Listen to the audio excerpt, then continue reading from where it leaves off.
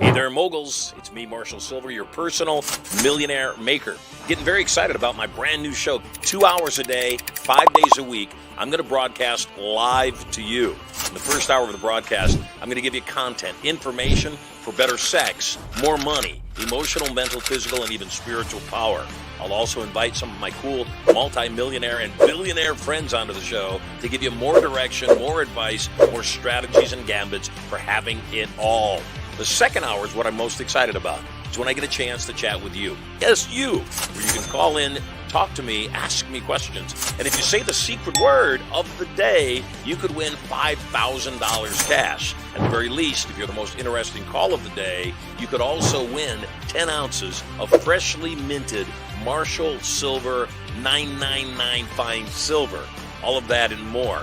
Brand new Mercedes-Benz sedan or SUV up for grabs. My personal Rolls-Royce Phantom up for grabs. All the knowledge to get everything you want and so much more. All you got to do is log in to the show to get information about its release coming up. 2 hours a day, 5 days a week, coming to you live from the bunker right here at Studio Money. I'm Marshall Sylver, your personal millionaire maker.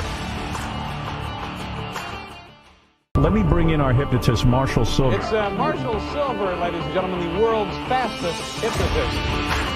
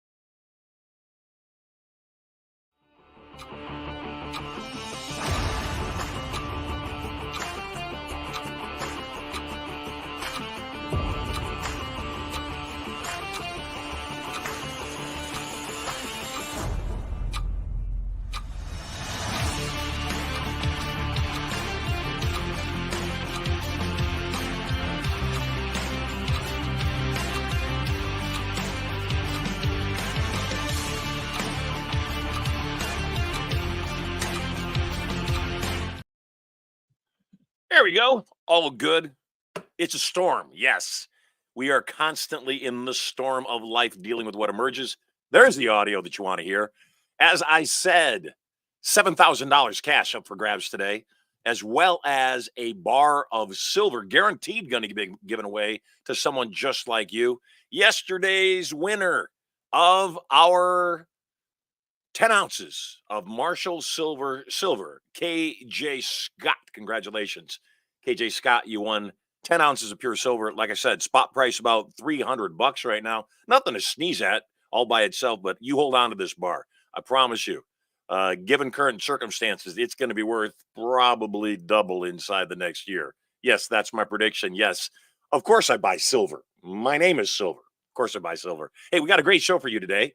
On today's show, we've got a very special guest that's going to help you understand how to build up your credit, start leveraging your finances in a very powerful way, and also an opportunity to learn some more about real estate investing. Quite a few of the guests that I bring on the show will be real estate investment types, only because that's the circle that I revolve in, and our timing is really good. Right now is a phenomenal time to be very brave. In the words of Warren Buffett, be afraid when they're greedy, be greedy when they're afraid. So now's a good time to be greedy. Lots of people living in fear, and rightfully so, except that doesn't mean you have to be one of them. In fact, my suggestion is you don't be one of them. You hang out with me. And when you hang out with me, you'll be fearless.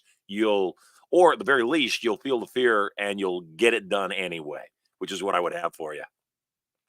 Wife and I headed down very soon this year to the Philippines. I'm excited about that. The only thing I'm not excited about is I just found out that the Philippines have pretty challenging weather. and I'm a bit of a wimp when it comes to weather inconveniencing my life. We went to Alaska. It was 53 below zero. While I loved everything else about Alaska, not a fan of the cold. That's why I moved from Michigan to San Diego.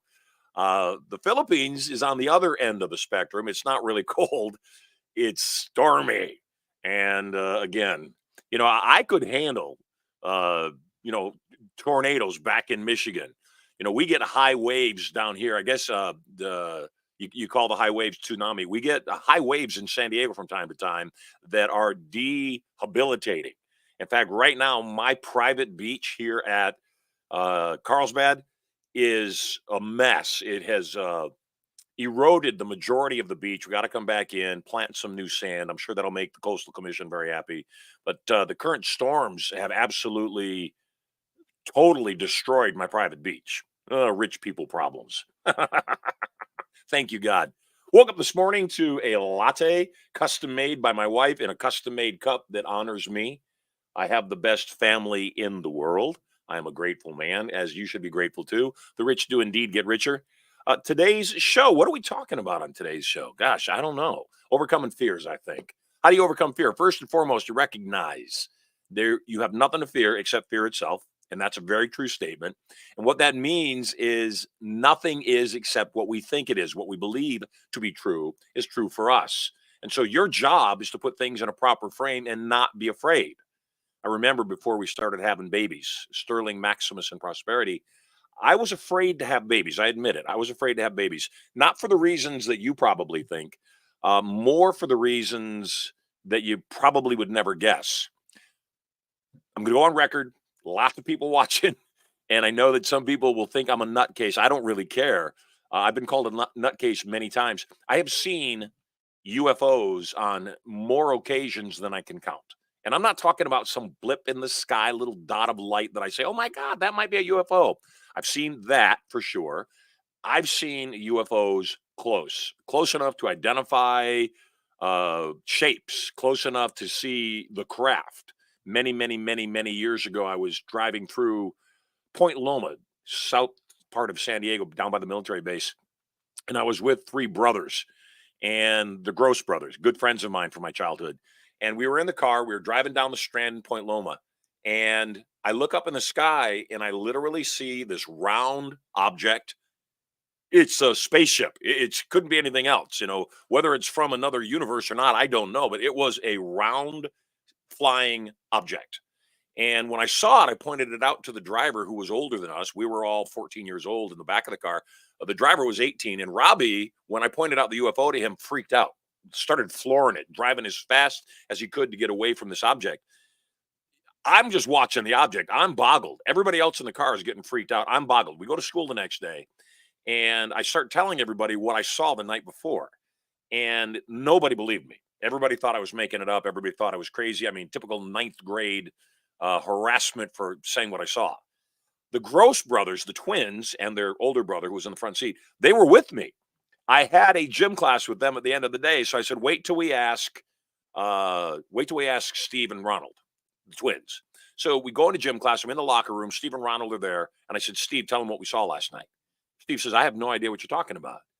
And I said, Ronald, tell them what we saw last night. And he said, I don't know what you're talking about, Marshall.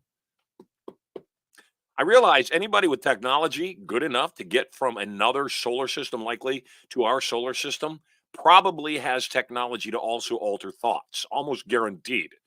And so what I realized in that moment is that, again, I'm a hypnotist. I know how to put thoughts in people's brains. On my level, I know how to make people think they didn't see something. I know absolutely how to gaslight people. And I realized that their brains had been wiped clean of that experience. They didn't remember it. And when it happened, I was befuddled. But then it happened again on Necker Island. I saw another UFO on Necker Island. Some people saw it with me. The next morning we woke up. They didn't recall anything they saw. So that's got nothing to do with today's show other than what was my fear? My fear was that alien beings, alternate beings from another place would come to the planet and they would terminate us. They would, Terminator us. And I was afraid to bring children into that kind of an environment. It wasn't the government, which sucks. It wasn't the economy, which right now sucks. Getting better, though. And that's the good place. That's why you want to jump on right now. Nothing to do with anything else other than the fact that I was concerned that aliens might abduct my children. Finally, one day, I started thinking about it and I realized, what if my son was John Connor? What if my daughter was Joanna Connor? What if they were the ones that could save the planet from destruction? And I realized not having kids was really foolish if that's what I wanted to have, because it's in a higher power's hands. It's in God's hands. So at any rate, don't be afraid of the storms of your life. Don't be afraid of things not going well. This is day 5 of my broadcast. And already, like I said, we're rising up in the ranks. We're doing really well, all because of you and all because you're telling your friends all about this. Want to remind you before we dive into our guest interview that not only can you win a bar of pure silver by being a guest on today's show, and to be a guest, you go to studiomoney.info/green room, fill out the form, let them know you want to chat. The producer will call you, find out what you want to chat about. And if it's interesting to me and they know what's interesting to me, they'll put you on the air and we'll chat. So once again, go to studiomoney.info/green room. Today's $7,000 on the line. If you say the secret word, I have the secret word right here in the box. It's the secret word. I've already given you some clues, so you might want to retrack and retrace the things I've already said. I've given you some clues as to what the word is today. I also want you to know that during the course of today's show, I am likely to make some people money. And here's how I'm going to make you money. When you get your affiliate link at studiomoney.info/contest, you will automatically receive a link that will allow you to refer other people. When you refer other people to the show, should they buy anything from Sylver Enterprises or Certainty International, you will receive 30% commission on anything they buy. Might not seem like a lot. Last month, we had one of our affiliates refer about 22 people to the turning point we held in Ohio. At that event, he'll end up making over $300,000 in sales, which means at 30% commission, he's going to make probably, and it's not done yet, but probably about $90,000 to $100,000 in commission for referring those 20 plus people. He also is in line to win a brand new Mercedes-Benz sedan or SUV of his choice. So a whole lot going on when you refer people to this show. So refer people to this show, get on the air, have a chat with me, and so much more. This week, first week of our show, I'm doing a lot of things that I won't normally do. First and foremost, we have a program called Turning Point. I've been teaching it for 40 years. And I'm going to roll the video before we go into the vault. The Turning Point has transformed over 1 million lives all around the world. Here, I've been to China over 20 times, hypnotized people through an interpreter in China, 5,000 people at a time, by the way, and a lot. The show is your conduit to your brand new life. That's bottom line. This show is going to change your life forever. It's already changed mine. I love being here. On Monday, I told you I weighed 250 pounds. I was down from my top weight of 263. One of the reasons I scheduled this show from 10 till noon, pardon me, is I also disciplined myself to start doing intermittent fasting, which means originally I was only eating between 11 a.m. and 7 p.m., 8-hour window in there. Well, I shortened the window an hour because I've been doing it for a while. And now I only eat between noon and 7 p.m., and which means I don't eat until I get off the air. Well, good news is just trimming that extra hour off, I have already lost 4 pounds this week during this show, down to 246. And I'm thrilled and excited and thought, maybe that would be a good plan for anybody else watching the show that wants to start taking fat off themselves, is maybe you could do the intermittent fasting with me. Maybe you could just not eat till after this show. I realize East Coast, that's a big ask. At the same time, though, something to ponder. Maybe you don't eat until the show starts if you're East Coast. So at any rate, it's working well. On today's show, I'm really excited to have a guest that is a very dear friend of mine. He is also an Inner Circle member. He and his beautiful bride have gone through numerous programs that we teach at Certainty International, as well as his beautiful daughter and sons. I think your son came. We'll find out in a moment. At any rate, the gentleman I'm about to bring on is a master at assisting you in repairing your credit, establishing specifically business credit, all to assist you in making a boatload of money on the other end, in addition to teaching you some very powerful skills of real estate investing. it is with great pleasure I welcome to our show Inner Circle member David Sylver. Welcome home, my friend. Thank you, Marshall. Thank you for the amazing introduction. You are very welcome. Great to have you here on the program. You know, it's a blessing whenever I can bring Inner Circle people to the show because you are a product of the product. You know, you walk the talk. And so I'm very glad to have you here. First and foremost, I got to ask you a question. Your studio looks beautiful, and I've seen you film a lot of stuff, and I saw some photographs behind the camera of you sitting in front of your leaf wall, your green wall, and I assumed that was virtual. Is it virtual? No, my daughter created this for me. I'm real old school. I like the wooden credenzas and bookshelves, and my daughter said, Pop, it's time. It looks too old fashioned. You need to get with the times. I said, okay, here's your budget. Create my new office / studio for me. And she did an amazing job. Yeah, it's gorgeous. No, I'm jealous, baby. You know, I'm on a virtual set myself and I'm looking at your set and I'm going, wow, I thought it was a virtual set. So I wasn't that impressed. And then when I realized when you came on the show this morning that that's the actual setting, I can't wait to come to your studio. So I'm excited about that. Nice. So let's dive in. Let's chat about, business credit.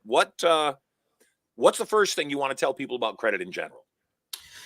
Well, first thing I want to tell people about credit is that it's easy as long as you follow the steps and you're coachable and you're willing to listen to those that took the steps before you. And it's really easy. And number one is that you have to change your mindset about credit. We listen to a lot of dumb people. I won't say any names on this live broadcast, but there are a lot of Ramsey? Exactly. Maybe Susie Orman? Exactly. You don't have to. I'll say the name. I like getting people riled. Yeah, and they teach you to stay out of debt, and I get that. What they're forgetting to say is that you want to stay out of bad debt. There's a such thing as good debt, and you can utilize credit. You can utilize business funding, utilize your personal credit for good debt that'll make you boatloads of money. I agree. And I always was a fan of Dave Ramsey, always impressed by what he's created, what he's done. The challenge was apparently I didn't listen to him enough because I started listening to him on a regular basis. And some of the stuff he was talking about, in particular about credit, was absolutely insane. Like, don't let your kids have credit cards. And I said, how in the world are they going to learn about credit if you don't help them learn about credit by giving them a credit card and teaching them how to be responsible? How do you teach them about building credit if you don't let them build credit? And so I thought it was just ridiculous. So let's start at basics. Let's imagine somebody's watching this show right now and they want to better their credit score. There's two types of credit score. Obviously, there's a personal credit score, and then there's corporate credit. Let's talk first about personal credit. Let's talk about things that may be obvious to some people, and I'm okay with that because what I like to do is teach people as if everybody's a bright 7-year-old. What's a good credit score? Well, you want to be above a 700 minimum. Once you're above a 700, you can personally guarantee debt for your business if your business is brand new and not making any money. If you go and apply for business credit, say if everybody on this podcast goes to chase.com and they go to the application online for a business credit card, if you look there, it actually says how much is your business making or projected to make for this year. So you can base it off of stated income or what you project to make for your business if your business is brand new. The only thing is when your business is brand new, it's just like a child going for an auto loan. The dealership's going to say, hey, you got to get your dad to co-sign that loan. And so now you personally are going to have to co-sign that debt or personally guarantee that debt. So you want to have your credit score minimum 680, but 700 is a good score. And you talk about children having credit. I made sure that all my children, when they hit 13, have a credit card in their name and start establishing credit. And how I do that is adding them as authorized users on all of my accounts. And it worked out very well. My oldest daughter, today's her birthday. She's 25. She's actually enjoying her life in Colombia today, which is amazing. I wish I was there. Yeah. When she turned 18, she wanted to buy a brand new car, and she bought a brand new car, 0 down, pulled off the lot, no down payment, nothing, because her credit was so stellar. So that's the importance of building credit for your children. Is there an age limit that your kids can be put on as authorized users? Well, some banks allow you to add them very young. Most, it's right around 13. Okay. Awesome. Well, that's good advice right there. Ironically, my son Sterling was asking yesterday if he could get a credit card. And so it was top of mind for me to want to take care of him, which is why you were top of mind for me. And yeah, I think that's great. And I think that what great news and what great validation to the process. So let's imagine somebody's got a horrific credit score. Let's start with personal, and then I want to transfer. You've already started talking about business credit, and you just said something that I want to point out. If people didn't catch it, if you have good personal credit right now, you should absolutely be doing some things to get great business credit right off the bat. You should be diving into that, because that business credit is completely separate from your personal credit and will be able to leverage in ways that personal credit never can. So let's talk, though, first about personal credit. Let's imagine I've got high 500s. My credit sucks. I've made many mistakes, maybe even filed for a BK 5-6 years ago. What would you recommend to somebody to initially start getting their credit start increasing your credit? Yeah. So the number one step is to first identify where your challenges are. And you should seek out a credit specialist. So for people that work with me and work with my company, first thing we do is we do a one-on-one with you. We take a look at your credit profile as a whole. And I'm not talking about Credit Karma. First of all, if you're using Credit Karma, delete that app off your phone. That's what we call a fake credit score. It's a FACO score, not a FICO score. It's actually an affiliate marketing company. They just throw offers in your face to make money, and they give you the wrong score. So the first thing which company is this? Credit Karma. Good to know. It's on my phone. Yeah, you want to use My FICO, or another good one is Identity IQ. That's what I recommend to a lot of people. And what about Experian? Well, Experian's good too, because that's the actual credit bureau. The challenge is that Experian was recently in a major lawsuit because they were reporting information a little bit late in their app. So that's why I don't use that app. Good to know. Yeah. And so you just informed me, so I don't care about what anybody else learned already. I already learned some stuff. Yeah, exactly. So the first thing you want to do is see what's going wrong. So you're going to look at all the derogatory items. And a lot of times it's collections. You may have stopped paying on a credit card and said, screw that. And you know what? People go through challenges in life. Yep. Before you stop paying on your credit cards and just give up, what you need to do is call those creditors. Most creditors allow you to do a skip pay every 90 days. So if you're having a challenging month, you call your auto loan, you call your credit cards, every last one of them, your personal loans, your mortgage, everything. And you say, hey, I need to skip my payments this month. They're going to ask you why. You tell them whatever the reason is, and you can skip it as long as you haven't missed a payment recently. And you can do that every 90 days. And so when it comes to charge-offs, collections, things like that, don't pay them. That's how I got into credit. I owed about 42 grand in collections, and I got some money and paid them. And my score went from a 530 to a 534. Whoopee. Went up 4 points. I said, what the heck is this? So why bother? Exactly. And so I realized now what you want to do is look for inaccuracies, things that are wrong on your credit report, because they have to follow certain rules, regulations, and guidelines that are intact by the Fair Credit Reporting Act, the Consumer Finance Protection Bureau. They have to follow these rules and regulations. And if they don't, then now you can get the items removed from your credit. So it's something as simple as if it's the wrong date reporting, if it's the wrong amount, things like that, we get those removed. And that's what we do for you. Awesome. So you have a service that can help people get false information removed from their credit and get them to start building credit. So once I've identified what's going on, and by the way, I want to also add to what you said. I didn't know that most credit cards, when you're in financial dire straits, will give you a skip. Yeah. I didn't know that. And if it's every 90 days, boy, that certainly can help some people breathe easier right now when they need to. Exactly. And they'll put it on the back end, and they charge you usually about a $25, $30 fee. It's good to know, though, because the thing is, the reason why they do that is they make money off your money. They don't want you to stop paying. You stop paying, they're not making any money. They got to sell it off at a loss, at a discount, and they don't want to do that. So they rather grant you that as long as you're in good standings with them. I had two times in my life that I went through pretty substantial financial dire straits.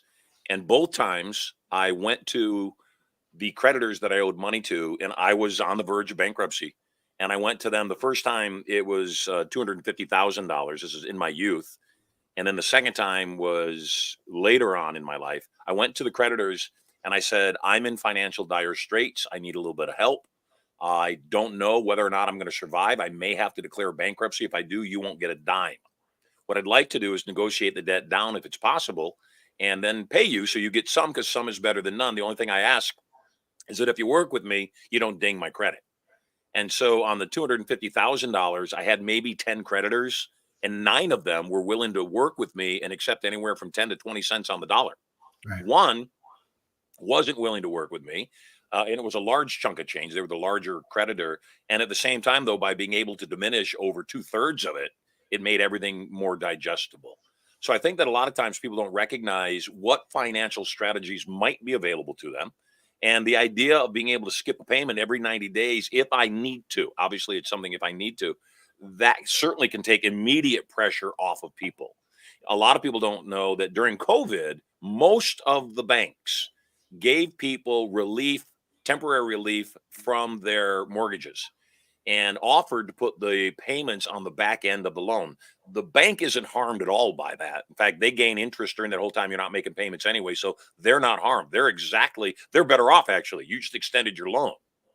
And so a lot of people didn't know that that was available, and that was also, something that was useful to them. What is the best thing somebody could do over the next 30, 60, 90 days to increase their personal credit besides arguing that, some of the credit reporting isn't accurate? Yeah, well, number one is if you have high utilization, you need to pay that down. Minimum 30%. And so everybody knows high utilization means you've maxed out your cards. Exactly. You've used all the credit or a substantial amount of the credit that's available to you. That can really, really, really ding your credit. Recently, I was doing a real estate deal that required me to use all of my business funding, required me to use all of my personal credit. And just by me, in my personal credit, I didn't max it out, but I went up to 70%. And just by me going up to 70% of what the credit limit is, my score dropped 100 points. Of course, when I paid it back, it went right back through the roof. Yeah, that's what happened. So the first thing you want to do is pay that down. My understanding is your credit usage represents about 30% of your credit score. It does. It does. So that gives way to people. And again, this takes discipline. That gives way to people realizing that if you have more credit cards and you don't use them, you just have them and don't use them, that will lower the overall percentage of your usage. Absolutely. Absolutely. And if you don't use them, you got to be careful not using your credit cards, because if you don't use them, they will take the credit away as well, because they make money on it. So I never recommend anybody to pay it down to a zero balance. Pay at the max 10%. 10% is like an A+. A 30% is like a C. If you want to be really good, pay it down to 10%. Because again, they make money off the interest. They make money off extending you credit. So when you pay it down to zero, they're not making any money. So you got to put yourself in their shoes. Now I'm taking advice from Experian. So if I'm wrong, you tell me, because I'm learning on this show. Experian tells me that I want to keep my usage around 6%. Is that accurate? 6% is good. 10%, you're still a rock star. 6 or 10, it wouldn't change any bit. Okay, good to know. Let's talk about business credit. How do I first and foremost establish business credit? Well, do I have to have an established business? No, you don't. So if you have an established business, 2 years, and you're making $2 million in revenue or more, then you can get corporate credit, where basically it's strictly based on the business profile and on how the business is established. You don't have that, you have a brand new business, then you just basically have to have a personal credit score of right around 680 or higher. Yet it's also the personal credit profile as a whole. So the personal credit profile as a whole, meaning as long as you haven't applied for new credit cards within the last 4 months, you don't have a substantial amount of hard inquiries on your credit profile, things of that nature, because you can still have a high score and have 15 hard inquiries because you recently was applying for a whole lot of credit, and business cards will not extend you that credit with a brand new business. And so what we also do is we have a program where we teach people how to put their business in compliance from day one and build their business up, because that's the difference of when you go apply with a brand new business and getting $5,000 credit card, business credit card that strictly reports to the business, versus getting a $50,000 business credit card as your first credit card, strictly reporting to the business. That's the big difference between the two, is the business profile as a whole. So you have to build out that profile. It's simple things as simple as your name. I'm pretty sure there's a lot of real estate investors that are listening, and real estate's deemed a high risk when it comes to unsecured business funding to the banks. A lot of people in real estate, there's a lot of people making money. There's a lot more people that are losing money in real estate because they don't know how to do it right. They maybe watched a few YouTube videos instead of getting coaching and learning the right way. So because of that, the banks know that. And so a name like real estate scares them. So it's all about setting up your businesses the right way. So for example, one thing that I do is the business that goes for credit for my real estate companies, that's a company that owns the real estate companies, yet that's a business management and consulting company that owns the real estate companies. The real estate companies are subsidiaries of that company, and that's the company that goes for funding because that's deemed a low risk. Good. Hey, we changed. I just realized we changed the link to get on the show live. So I want you to go to studiomoney.info/live guests. Looks like it's a plural, live guests. So if you want to be one of our live guests, studiomoney.info/live guests. I've been seeing a lot of ads lately, David, about credit. And I don't know if you've been seeing the same ads. Basically, it says, hey, let us help you establish a business. Once you got that business, let's show you how to get a credit line of up to $250,000, and so within 1 month, you'll have $250,000 in your bank account. Is that all BS or are those legit? No, we've once got somebody $300,000 in 4 weeks. So it could definitely happen. You have to vet who you work with. Be very careful who you work with because there are some fly-by-night companies. There are some people that will promise you the world. The thing is with us, it's a succession fee, meaning you don't pay till you get the money. Good. Well, that's awesome. What a great value. And we'll find out in a minute how we can get a hold of you. What are some of the foolish things people do to obviously overspending is one of them, but what are some things that people don't know impact both their personal and their business credit? We just talked about usage as one of them.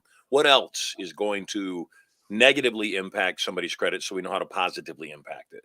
You have to strategize. Whenever you're applying for credit, it's a strategy. So I just don't blindly, when I want a new car, I just don't blindly go into the dealership. The first thing the dealership's going to do is run my credit about 9 to 15 times to many different banks and creditors and things like that to try to get me the best rate to win my business. That's a no-no. First thing I do is I go to a credit union.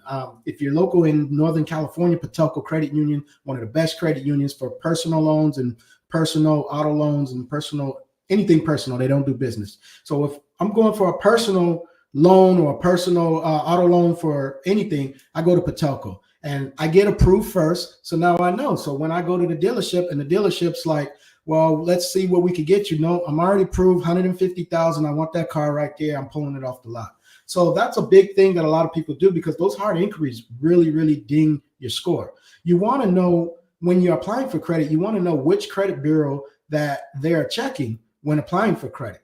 Because what you can do is, and this is how I got $105,000 in one day, is basically one reports to Experian, the other one I'm applying to reported to TransUnion, and the other company I applied to reported to Equifax, and applied for all of them at the same time because they didn't see the hard inquiry on the other credit bureaus. So boom, I got $35,000 from Discover, got another $35,000 from PenFed, and I got the remaining amount from Patelco, and I was golden. Yay. Or Sylver in this instance. Sylver, that's right. Yes, just like your silver bar there. Good job. What should people be using their credit for? To make money. Good. Strictly to make money. Obviously, enjoy life. We make money to enjoy life. What's the fun of making money and not enjoying life? As you see, I like a lot of nice things, just like you, Marshall. So you have to enjoy life.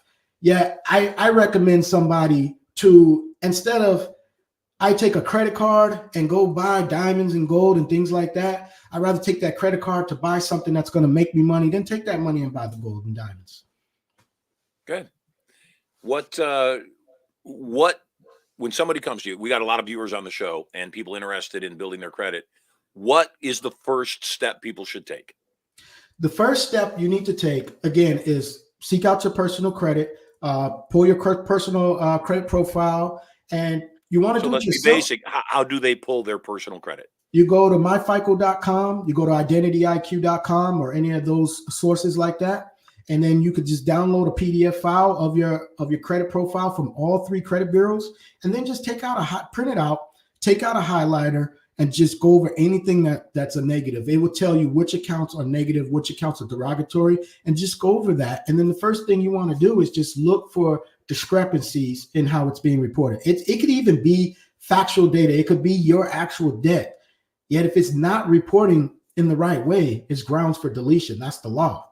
And so that's the first thing you want to do on the personal side.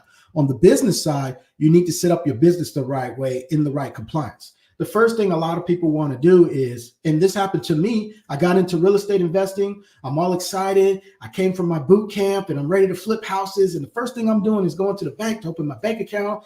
And I'm letting them know I'm flipping houses and this is what I'm doing. The lady's asking me all these questions because she's putting my business in a certain category. These are the questions popping up on the screen. I think she's interested in what I'm doing. No, she doesn't care. She's just putting them in a category for the SIC code. And now my business got put in the wrong category, deemed high risk. It was real estate development, which is very high risk to the banks. And now my business is red flag and can't get any credit. So you have to establish your business the right way and put it in the right compliance. Good. Somebody is, they don't have a business. They want to establish a business. They got good credit. What expectation might they have would be available for their funding on a business credit? Let's imagine they've got a 750 credit score, decent credit score. They want to launch their business. What kind of credit lines should they expect they could get with a 750 personal credit score on business credit?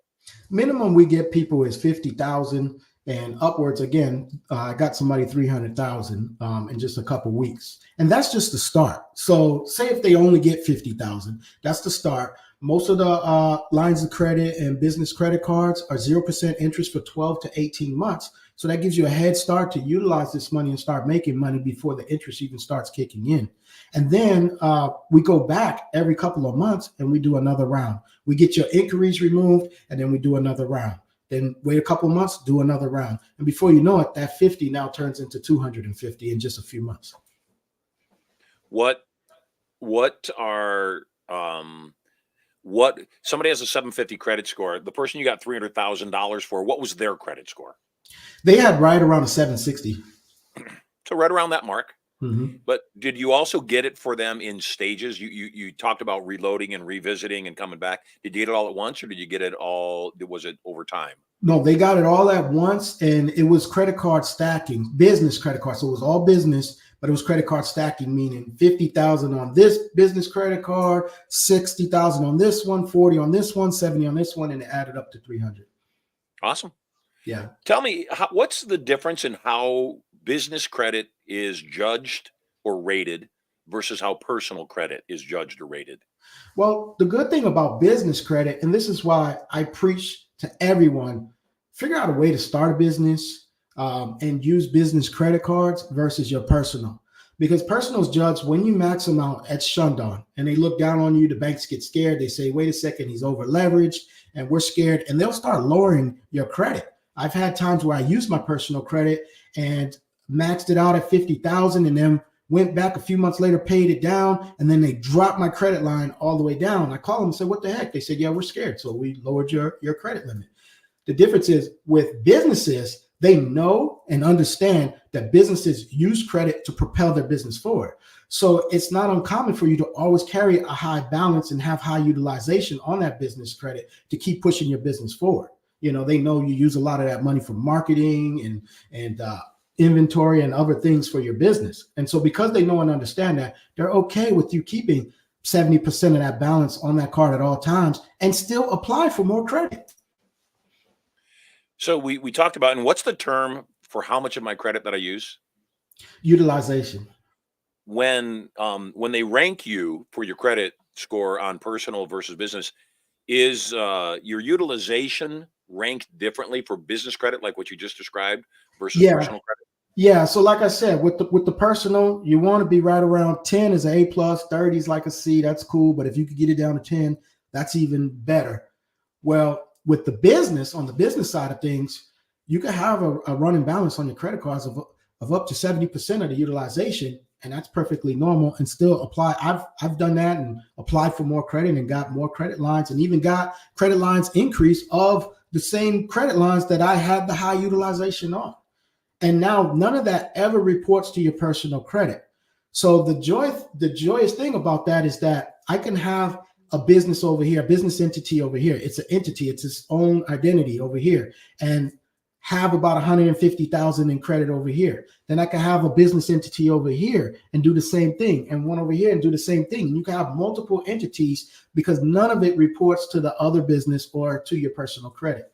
And so that's the importance. Once you have your personal credit as a clean slate and you have a good profile and a good score, now you want to start rocking and rolling with business credit, establishing many businesses, and just keep running it up. Let's imagine, just for the sake of our discussion, because I'm interested, that somebody doesn't have a business that they think is going to boom, except they also realize the advantages of business credit versus personal credit. So they've got a good personal credit score. Is it wise for them to establish, you said they're not connected, is it wise for them to establish business credit even if they don't have an intention of making that business thrive? They just want to see what credit lines are available to potentially grow their business. Is that a wise thing for people to do? Because that's kind of what the ads are implying that I'm watching. Well, now that we're in 2024, you have to be very careful. FinCEN passed a new law. For those that don't know, FinCEN is the Financial Crimes Task Force with the U.S. government, where now they're trying to combat money laundering. So now every new business that is started, you have to report all the owners of that business, all the officers, managing members, things like that. So you want to be very careful with starting businesses that are just shell companies, not making any money, because you'll still be reported. Now you report it to the IRS and they're still going to say, hey, where's our money? Things like that. Yet there's strategies, and I'm not the person to talk to that. You need to talk to a tax strategist, an accountant, where there's strategies where some of these businesses could offset the income of other businesses. Every business I start that I go for credit in, I expect to make money with that business. The goal is to make money. Like, why start a business if you're not going to make money? Is the score for a business different than the score for a person? Meaning, a personal score, 500 to 850. What's a business score? Yeah, so different business credit bureaus have different scores. So you have Dun & Bradstreet. They use what's called a Paydex score. Now, a good Paydex score is 80 or above. That's a good Paydex score. And you build that by building out trade lines with your business and putting your business in compliance in the right way. And again, it's something as simple as the name of your business, something as simple as the address of your business. A lot of people, they want to, use their home address. That's a no-no. They want to use a P.O. box. That's a no-no. You can use a virtual address. I use a lot of virtual addresses. It has to be the right virtual addresses. Some virtual addresses are red flagged by Dun & Bradstreet as a virtual address, and that makes your business look like a fly-by-night company. So you want to use a virtual address where there's other businesses there, physical brick and mortar businesses like law firms, accounting firms, things like that there in the building where you could use the space, you could rent the space if you need to. So there's the difference between the different virtual addresses. Things like that build out your Paydex score. Now, Experian, they have Experian Business. They have a totally different scoring model than Dun & Bradstreet. And the good thing is that, again, that's the strategy of, you want to check what you're applying for before you apply. Because now okay, my Paydex score is not an 80 yet. Maybe you're at a 60 on the Paydex score. So you might not get approved for certain lines of credit, yet this company here only applies, only checks your score at Experian Business. So now okay, well, my Experian Business is strong, so I can check that out there. And what everybody here on the call should do is go to nav.com, and you can pull your business credit profile from Nav and see how it's reporting to Experian Business, Dun & Bradstreet, Equifax Business, Small Business Financial Exchange. You can see how all of this is reporting. You guys also want to check, and this goes back to personal. There are what I call secret bureaus that consumers normally don't see. So all we know about is Experian, TransUnion, and Equifax. Well, they have LexisNexis. You want to check your LexisNexis report and see what's on there because that can affect your credit. You also want to check your iNovis report and check that there and see, because there's certain things, there's certain banks, and especially when you're going for high dollar amounts. I recently have a coaching student in my real estate program who just went for a hard money loan, and they were checking her LexisNexis report. So you want to check that and make sure all of that's intact as well. So again, what is that?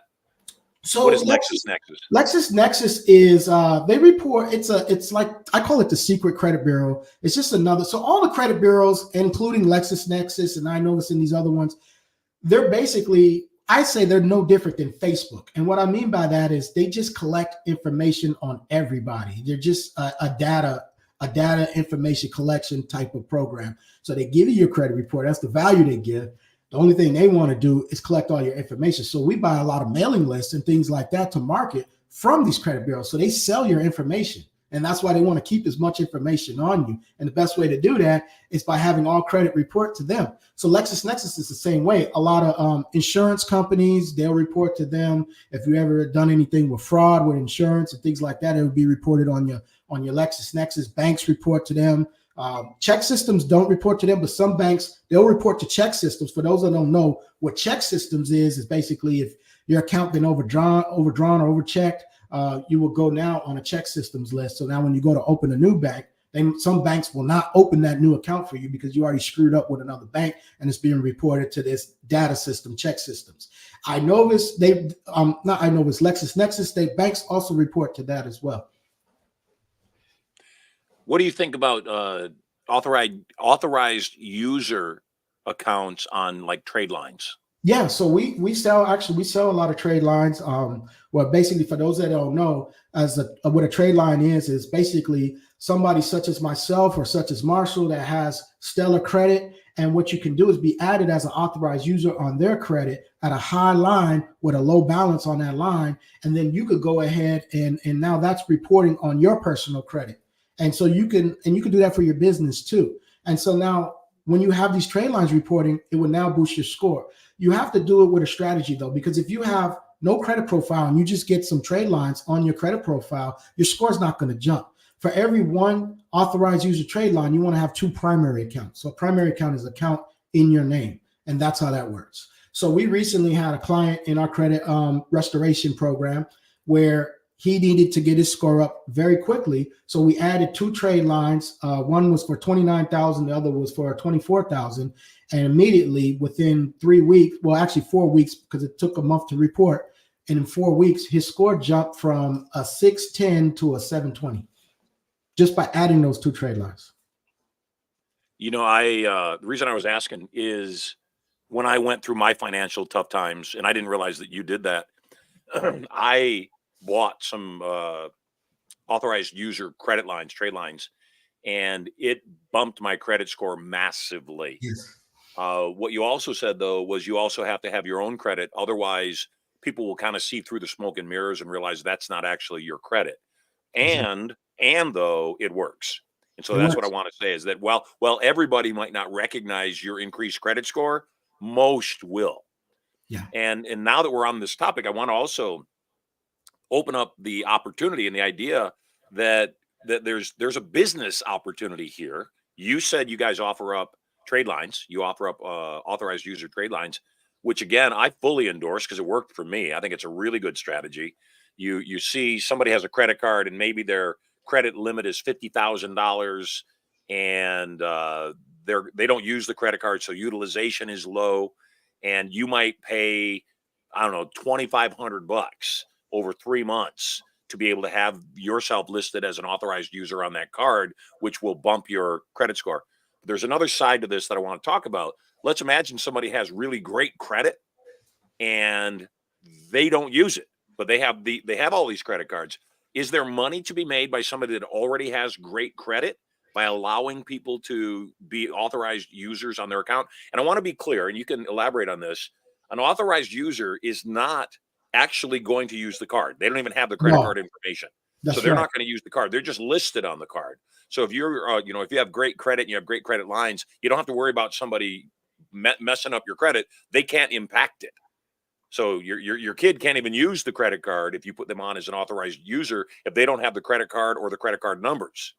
Right. So let's talk a bit about that. Is there money to be made by people with phenomenal credit that Absolutely. can, let their credit cards be used as authorized users for other people's trade line? Absolutely. Absolutely. And that's great passive income where you can get paid every single month.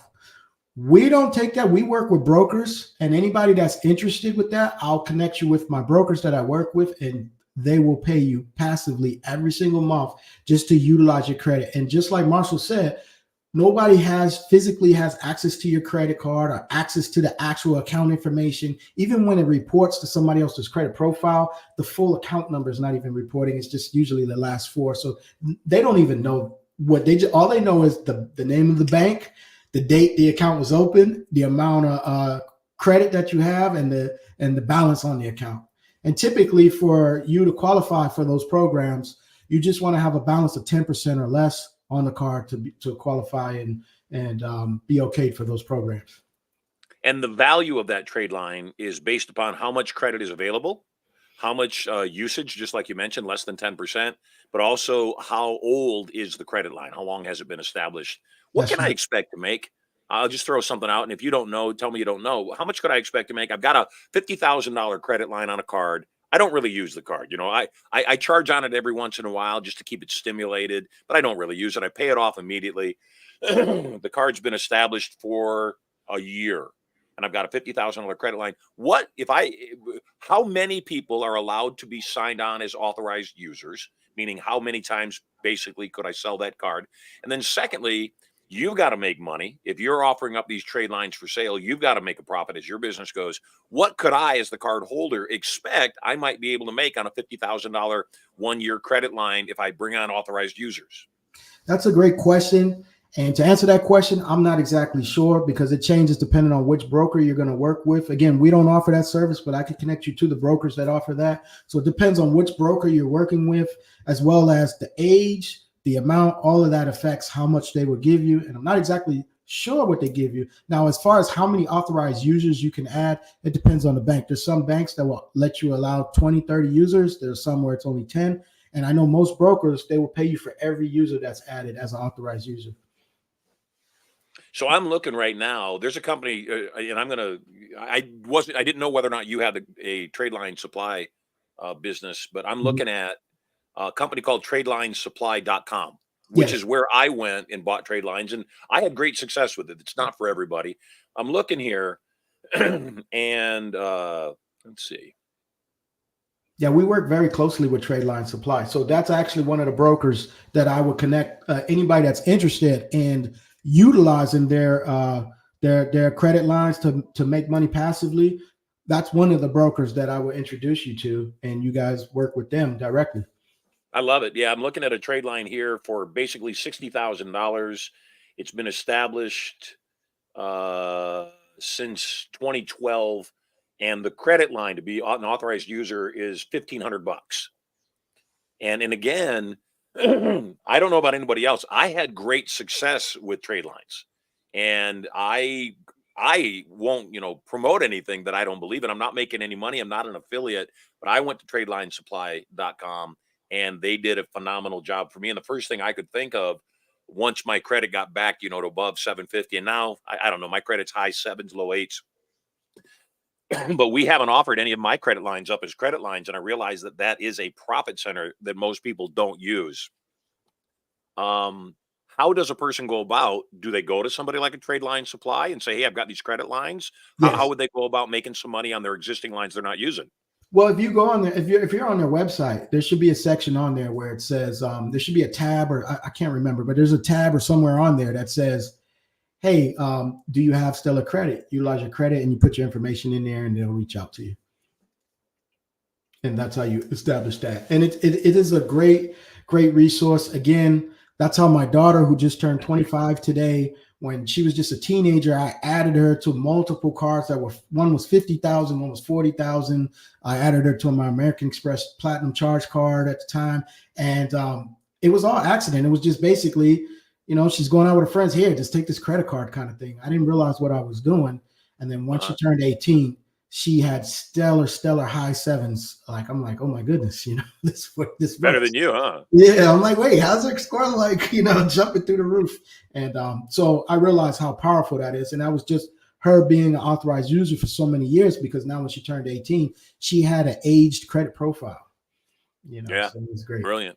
Yeah. Good stuff. Hey, in the last 15 minutes or so that we've got together, let's talk a bit about real estate, and let's talk about what your thoughts are on the current opportunities inside of real estate investing. What type of real estate investing do you do? So I do a little bit of everything. We do a lot of wholesaling. My main bread and butter is fix and flipping. I also recently just got into subject to type of deals with our great friend and my mentor, Andrew. He's taught me about subject to and taking over people's mortgage payments, which is so awesome. I love that. As well as I do a little bit of multifamily and buying and holding, things like that. And as well as short-term rentals as well. Where's the majority of your money coming from in those types of investments? Flipping. Got it. So basically taking a property and not necessarily taking possession. Is that what you're doing? No. So that's wholesaling, where you basically just sell your rights to buy the property. We do a little bit of that, but the bulk of the income that I make from real estate is from buying a property, wholesale that needs a little bit of work, fixing it up, and then selling it retail. So kind of fix and flip. Exactly. Fix and flip. Lovely. Great. So what would you say to anybody that wants to become a real estate investor? What's the best way for them to start? Get a mentor, get a coach, and be coachable. Marshall, you talk a lot about P&D, psychoneural duplication. And that's just basically, everything has been laid out for us. There's no point in reinventing the wheel. All you got to do is just follow what's already been laid out and follow it to a T. Listen to your mentor and get somebody who's going to tell you straight, somebody that's going to just not tell you what you want to hear, but tell you what you need to know, even if it hurts your feelings, because that's the only way you're going to grow. Yeah. And I would also say that, I was just talking to my students about this last night on our coaching call, that I believe 80 to 90% of everything we do, including in real estate, is mindset. And you got to get over your fear. And the other 20 to 10% is skill set. So you really don't need to know a lot. You just need to take action and be willing to just overcome things that you're fearful for, because everything that you do that's brand new is scary. And once you realize that, you're able to go overcome that. In addition to your own real estate investing business, in addition to obviously you taking charge of your own credit, tell my listeners, viewers, what services do you provide and how can they best get a hold of you? Are there any websites they should go to, any free offers, and anything you want to tell them about so they can find out more about all the amazing things that you do? Yeah, thank you, Marshall. So I want everybody to write this down, selvinfinancial.com. I'm sure they'll put a link in the chat. Selvinfinancial.com. That's my main website. Just click the button to have a free one-on-one consultation for everybody that's on this call. Every product that we serve up, as long as you mention Marshall Sylver's name and mention that you were referred to me by Marshall Sylver, you will get a discount on all our products across the board, as well as you'll get a free one-on-one hour consultation with me, which I charge a lot of money for, because my time is more valuable than any money that I make. I learned that from Marshall, and it's so freaking true. Yeah. You guys got to learn the same thing. Your time is valuable. So because of that, I'm offering that up for free as a free gift, because Marshall changed my life, and I'm in the position I'm in because of me, yet I'm also in the position I'm in because of you, Marshall, because you showed me that I can be me and be who I truly am. So I'm grateful for that. So because of that, I'm giving that all away, as well as I have a real estate program, Crash-Free Real Estate, where I teach people how to get the business funding. We get you 6 figures in business funding.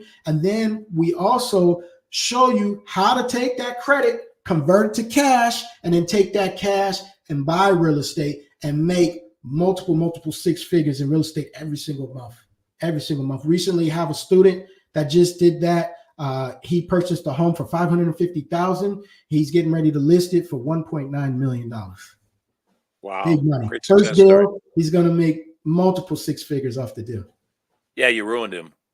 Yeah, he's ruined. And he's still, he's one of those people. In fact, I'm bringing him to Turning Point next month because he needs Turning Point, because he's one of those people that kind of gets in his own way. And he's one of those people, because I'm the type of coach, I'm not going to tell you what you want to hear. I'm gonna tell you what you need to hear. So he's one of those people that I kind of got to bang him in the head and say, hey, this is what you need to do.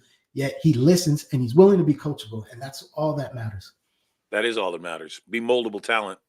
Right. Which you certainly are. Again, I appreciate the compliment. Thank you. You know, nothing brings me more joy, and I clearly see it brings you joy, than watching our students succeed and watching them have phenomenal, you know, results from what we've given them. You're amazing. I'm looking forward to having you as a speaker at First Million. I'm looking forward to seeing you there, and also looking forward to seeing you, obviously, with all the guests that you bring to Turning Point. And I'd like nothing more than for you to win a car. That would make me feel really, really, really, really good. And maybe, oh heck, who knows? Sell it, give it away to one of your other kids. I don't know. Well, but David, you're awesome. What's that? I said it will make me feel good too. Yeah, no doubt. I never seen anybody angry receiving a free Mercedes-Benz. Never seen it once. So, hey, you're awesome, brother. God bless. Take care. Thanks so much for jumping on the show. And I look forward to seeing you in Las Vegas in a couple of weeks at First Million. Thank you for having me. And for all those that are tuning in, if you haven't been to Turning Point, go next month. It changed my life and it'll change yours. Thank you again, Marshall. You are very welcome, David. Take care. Take care. Hey, what a great life it is. I'm Marshall Sylver. Always phenomenal guests in here. And I don't know about you, I learned a lot just now. I learned quite a bit. And I am extremely excited to start taking a look even deeper at what we do with Biz Credit, and also, you know, everything else that you can have done yourself. Hey, I told you that on today's show, when you get on the air with me and you go to studiomoney.info / we just switched it. So let me double check again. / live guests. Studiomoney.info. We just switched it. / live guests. Get on the air with me. Every single person that gets on the air with me is going to receive 2 tickets to Turning Point worth $3,000 a piece. And you'll be able to come join me in Las Vegas live and so much more. So we're about to enter the vault. We go into the vault because most of my opinions will get me banned on most social media platforms. And because I don't want to get banned in the first week, or any week for that matter, we go to a very special place. So I'm going to show you a video of what Turning Point is, so you'll know what gifts you're going to receive when you go to studiomoney.info / live guests, get on the air. I also want to encourage you to take a shot at the secret word of the day, where you could potentially win $7,000. And we are going to, we're not going to cut the feed today. TG, got Tom, the producer, asking if we're going to cut the feed. We're not going to cut it today. I want to train people. We're going to start cutting the feed to all other social platforms on Monday. So if you haven't yet registered, and it's free to register, it doesn't cost you anything. If you haven't yet registered to be a part of our broadcast, then they're going to scroll across the bottom where you go to get registered. You can go to studiomoney.info / affiliate. That'll get you registered and also get you a link that you can refer other people and start making money when they enjoy our broadcast too. To give you an idea of the gift I'm going to give you today during the broadcast of Turning Point, right before we enter the vault, take a look.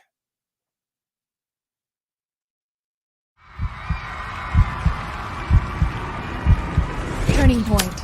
A total change in direction for the better. Who here is ready for a turning point? You absolutely have to have one. Put them high. The 2-day Turning Point seminar is different than any other program in that it does more than just teach you the skills for your relationships, wealth, and power. It also programs you on a subconscious level to put those skills into immediate use. This weekend is about empowerment. This weekend is about you understanding how to take charge of your own life. You will learn total control of your thoughts and emotions. How to use PND, or psychoneural duplication, to take on the thoughts and actions of others to produce similar results. Whether it's losing weight, changing habits, being a millionaire. When you think what a millionaire thinks and you do what a millionaire does, you'll produce similar results. You will learn to program these powerful tools at a subconscious level for immediate and lasting results. Your conscious mind is what's called your critical factor. It's the mind you're using right now to determine whether the information I'm giving to you will work for you or not. Your subconscious mind, on the other hand, is merely a computer. It's non-critical. It doesn't even have the ability to make judgment. So all trance, hypnosis, reprogramming is setting aside the critical factor of your conscious mind and non-critically accepting suggestions. And empowering. To make a fear vanish, you must experience it fully. as it helps you create your life exactly the way you want it. Bring your family closer. Find the love of your life. Create strategies for wealth. Learn irresistible influence and so much more. Because of the intimate nature of this course, seats are very limited.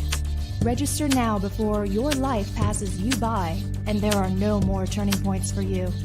Tens of thousands of people have learned this information and are using it daily. You don't get angry if you get fired from your job and you know that within 2 years you will be a multi-millionaire. It's your time. There's a way for you to win this game that is different than how you're doing it, and it works. It's your life. When you learn how to do that, you become more powerful, and power is for use. It's your turning point.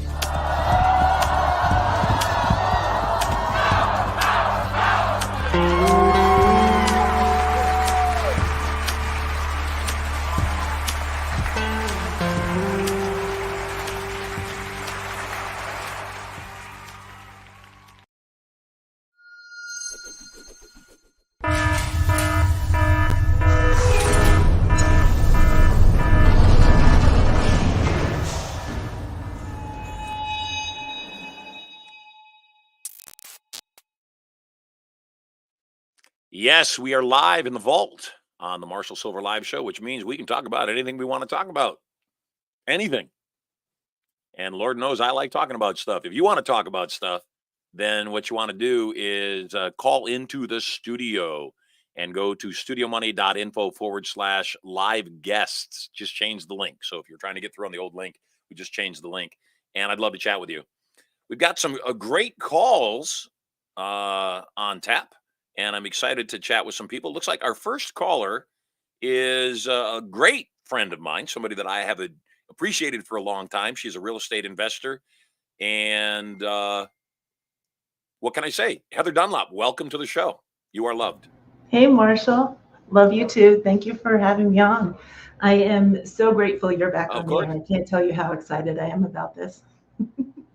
You know, me too. It's a great way to, in the middle of the day, get a little bit of tidbits that will inspire us and get us motivated.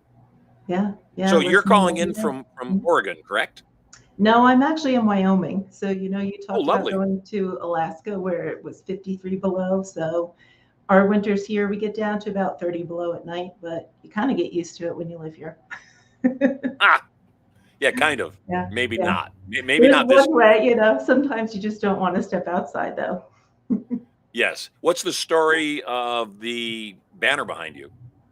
So this is actually Mount Rainier. And when the very first time I went to Seattle, I loved it and was amazed by it. And when I lived out there, I used to hike it a lot. And it's been a goal of mine for a long time to summit. So I actually signed up and am scheduled to summit this summer, the end of July. July 29th is when we leave Paradise to head to the summit.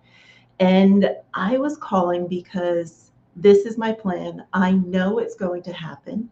I'm also shedding weight and getting rid of the weight on my body because I know I need to be able to carry it on my pack efficiently.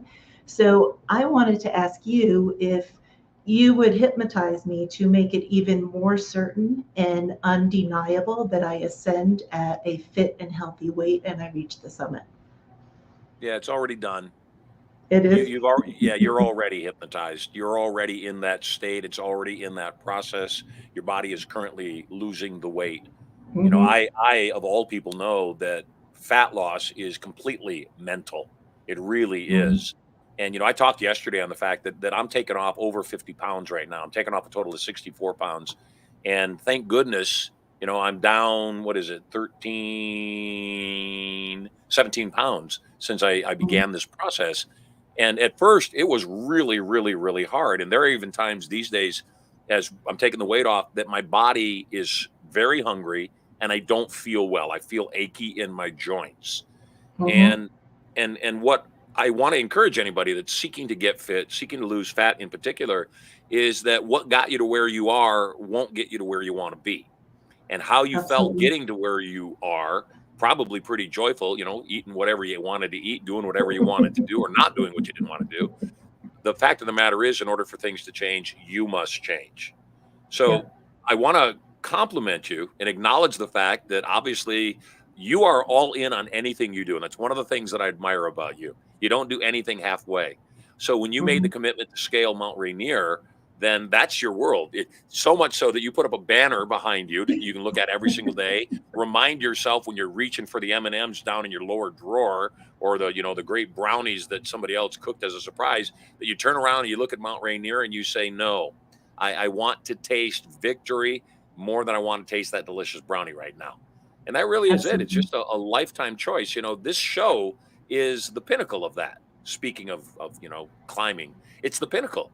The pinnacle to recognize that we are completely 100% responsible for our lives, nobody else. And the quality of our life is the quality of our communication, both internally and with the outside world. How many days does it take to scale Mount Rainier?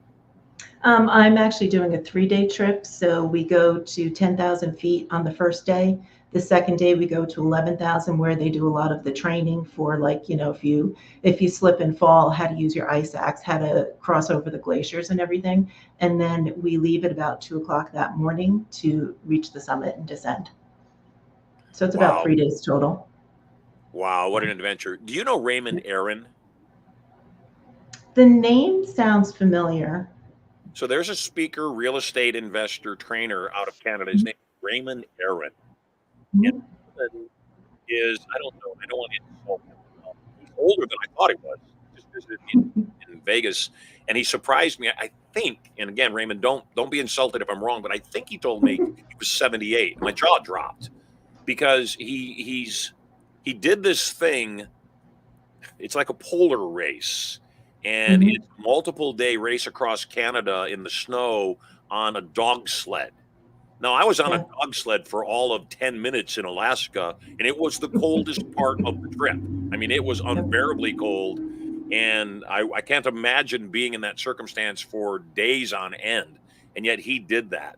And I know a lot of the things that he did, not to just physically prepare himself for the energy needed for the trek, but also the stuff that he did to prepare himself to fight the elements on the trek, Mhm. which is the other half of the battle. And like you said, it's the little things that matter. What do you do when you fall down? How do you put, you're picking the ice to make sure you don't slide down the whole mountain, and Yeah. all those things. But the biggest thing that I want to keep putting out to you is you're doing this thing. And Mhm. because you're doing this thing, you're going to feel anxious. Anxiety is a concern about the future. It's a fear of what might happen in the future. And Mhm. all the things that you are anxious about are things that should certainly be considered. And then once you've considered them and acted appropriately, disregarded. Mhm. And what I mean by that is, by the time you begin your journey, once you hit base camp and you say, all right, we're going, it's on autopilot after that. Yeah, And you're going. absolutely. And so whatever you do now, I tell people there's a distinction between downtime and uptime. Your uptime success is determined by your downtime actions. I want to repeat that because it's worthy for other people. You don't need to write it down because I know you get this. Your Yep, up absolutely. your uptime success will determine, excuse me, your downtime efforts will determine your uptime success. And so for me, I know that after my surgery, I'm not the same guy. And I gave myself grace, and I didn't give myself what I considered to be any tough standards. I just wanted to recover from the open heart surgery because I'd gained 60 pounds right after the surgery and it hadn't come off. I finally had to reach a point where I said, the 60 pounds is costing you too much in every way. It's costing you money for sure. In due respect, people buy from people that they admire, and people don't admire people that don't admire themselves. And so that's a harsh truth and a harsh reality. But the second thing is it costs me also for my children. I want my children to be healthy. And if their dad isn't healthy and setting down a proper example, then what the heck are their choices going to be? They're going to say, hey, it worked for my dad. It can work for me. So that was the other reason I said, no, I'm going to be more fit at 62 than I have ever been in my entire life. And so that's where we're going with all of that. Who are you going with? Are you going with anybody else? I'm going with a group. I don't know any of them. It's a women's hike that's going up. So there's going to be 8 climbers and 4 guides, 4 professional guides. So they've got the whole thing set. I just need to get there fit and healthy and do as they say and follow the plan. And stay safe. That's it. I remember the day I went to Yeah. Universal Studios, and they on one of the roller coasters had two seats outside the roller coaster that said you need to be able to fit in the seats. And I remember I Mhm. got into the seats and I barely fit. And that was one of the things on my brain. I said, I'm not going to deny myself a ride at Universal Studios because I had a big lunch. And so that was one of the things. Do they ever disqualify people? You show up at base camp and they say, you're not going to make it. So do you have a Um, targeting? I think part of the qualification is you have to be able to ascend 1,000 feet per hour. So that first day, if you don't arrive at Camp Near, which is 4,600 feet from where we start, if you don't arrive there within the time frame, they will cut people at that point. Good. And they will cut people the next day on training if you're not catching on, if you're not doing it, the way that keeps you safe as well as everybody else in your group safe, because nobody can ascend if one person is at risk. So with my training, I'm doing like 1,200, 1,250 elevation per hour, or the other day it was actually in 45 minutes. So that's on track. And living here in Wyoming, I'm going to hit the mountains here as soon as the snow melts. So I can actually get it, get going up the mountain itself. And I live at high elevation, so I know the elevation is going to be a challenge, but at least I'm primed from living at 7,000 feet to start. Awesome. Have you done other climbs? I haven't done climbs. I've done a lot of hiking. Yeah. Yeah. Do you have anybody that you could identify that you could hack? When I went to shave my head, as Mhm. stupid as this sounds, I researched people that were successful with shaved heads. And Mhm. again, I know people that don't have a shaved head don't get it, Yep. except for me, I needed some validation, and reality is Mhm. created by validation. So I found people that had shaved heads that were extremely successful, and I said, "Great, I can shave my head because it got nothing to do with my hair." That's how Yeah. ingrained I was as an entertainer to think I needed a full head of hair to be successful as an entertainer. Yeah. Do you have anybody, your demographic, your age, your fitness level, your demographic makeup? Do you have anybody that's already climbed that you have interacted with? No, but I can look some people up. I know there's a couple of movies that I watched that are very inspiring. And I've actually got a call coming up this week with someone who does training on fitness specifically for climbing. So I'm going Okay. to dig more into them and, start getting deeper connections with them and keeping on track in their pace and going along to feel like it's not just me out there. Yeah. Make sure that I've got those connections as well. After I went through my open heart surgery, we went to Universal Studios, and there's a sign on every single roller coaster and even the Simpsons, virtual ride that if you have any heart conditions, you shouldn't go on any particular ride. Hmm. And so when we got to Universal Studios on the first day, Sterling, first thing he wanted to do was go on a roller coaster. And Hmm. so we raced over to go on the roller coaster. And as I'm about to get on, Erica reads the sign and says, "You can't go on this. You just had open heart surgery." I said, "Sweetheart, I'm fine. I can go on this."